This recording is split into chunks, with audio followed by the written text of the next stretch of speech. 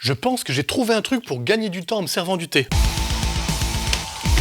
Pas mal quand même. Imaginez le nombre de secondes que je viens de gagner là, multiplié par le nombre de tasses de thé que je vais boire sur ma vie. Et c'est que je viens pas de gagner quoi? 1 an de ma vie? Non, moins, mais c'est quand même pas mal. Essayez chez vous. Toucher. C'est le titre du spectacle, mais du coup je faisais toucher comme le jeu, toucher, touche. Bref, ça s'appelle toucher le spectacle. Toucher, ça parle d'émotions avant tout et ça va venir colorer vos émotions. Puisque, oui, il y a une petite particularité technique à ce spectacle qui le rend très intéressant, c'est que un des spectateurs ou spectatrices aura une petite télécommande. Alors c'est pas pour zapper, ou quoique un petit peu, c'est pour zapper les émotions, puisque cette télécommande permettra de changer les couleurs qui sont visibles sur scène et qui éclairent les personnages, et selon la couleur, les personnages vont passer d'une émotion à l'autre. Vous êtes donc entièrement aux commandes des émotions du spectacle. Combien est-ce qu'il y a de spectacles dans lesquels vous pouvez prétendre pouvoir faire ça, hein?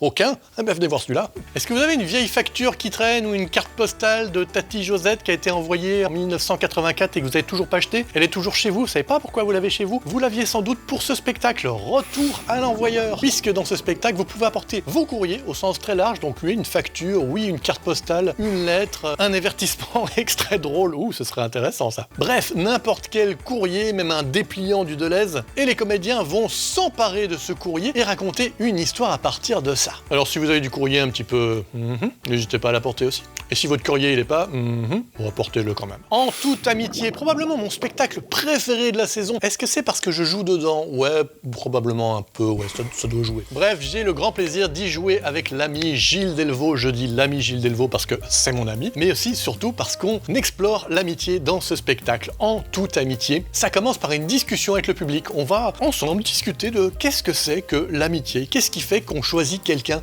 pour être son ami. C'est quand même un choix très subjectif, très émotionnel, des fois intellectuel aussi. Qu'est-ce qu'on partage avec un ami? Qu'est-ce qu'on partage pas avec un ami? Est-ce qu'on peut tout pardonner avec un ami? On va discuter ensemble de tout ça, on a un petit moment intime, et ensuite, paf, on est parti pour 1h15 d'improvisation autour du thème de l'amitié de ces deux personnages qui vont être amis et qui vont être confrontés à quelque chose qui va mettre leur amitié à épreuve, ou en tout cas à contribution. C'est un spectacle feel good, et en plus on s'est cassé le cul pour faire une affiche où on est resté pendant longtemps dans cette position.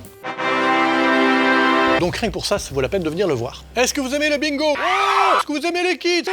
Alors vous aimerez Bingo Kids? Bah ouais, forcément, puisqu'il y a les deux. Bingo Kids, c'est une partie de bingo pour les enfants, avec une vraie grille de bingo. Ils vont pouvoir cocher à chaque fois des cases et essayer de gagner le bingo. Et entre tous ces tirages de boules, il y aura évidemment des improvisations délirantes par les 3 personnages animateurs de bingo qui déjà en soi sont très délirants et le sont encore plus dans les impros. Et c'est un spectacle aussi bien pour les petits que pour les grands. On dit ça souvent, des spectacles, ouais, c'est un peu pour les petits et les grands. Non, là vraiment, je vous assure qu'il y a une double lecture, autant les adultes que les enfants peuvent s'y retrouver. Bref, une excellente après-midi, venez voir Bingo Kids. Degrees of Separation, spectacle en anglais comme tous les dimanches soirs, qui parle de cette fameuse théorie qui dit que avec n'importe qui dans le monde, on est seulement séparé que par 6 degrés de connaissance. Donc avec n'importe qui sur la planète, tu connais forcément quelqu'un qui connaît quelqu'un qui connaît quelqu'un qui connaît quelqu'un qui connaît cette personne. Et ça, au maximum, il n'y a que 6 personnes qui nous séparent. Moi, par exemple, c'est pas pour me la péter, mais j'ai que 2 degrés de séparation avec Steven Spielberg. C'est un peu pour me la péter quand même. Ce spectacle parle donc de toutes ces connexions qu'il y a entre les humains et à quel point ces connexions sont extrêmement importantes et comment ces connexions que l'on tisse les uns avec les autres, eh bien, nous changent nous-mêmes. Et cela qu'on le veuille ou qu'on le veuille pas. Et peut-être que vous aussi, vous serez changé en venant voir ce spectacle, parce qu'on est d'accord que dimanche soir, vous n'avez pas grand-chose d'autre à faire, hein. Honnêtement, les films qu'il y a à la télé le dimanche soir, c'est pas dingue. Même sur Netflix, les choses qui diffusent sur Netflix le dimanche soir,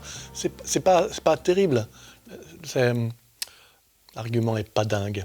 Et en plus, je termine la vidéo là-dessus. La qualité décroît.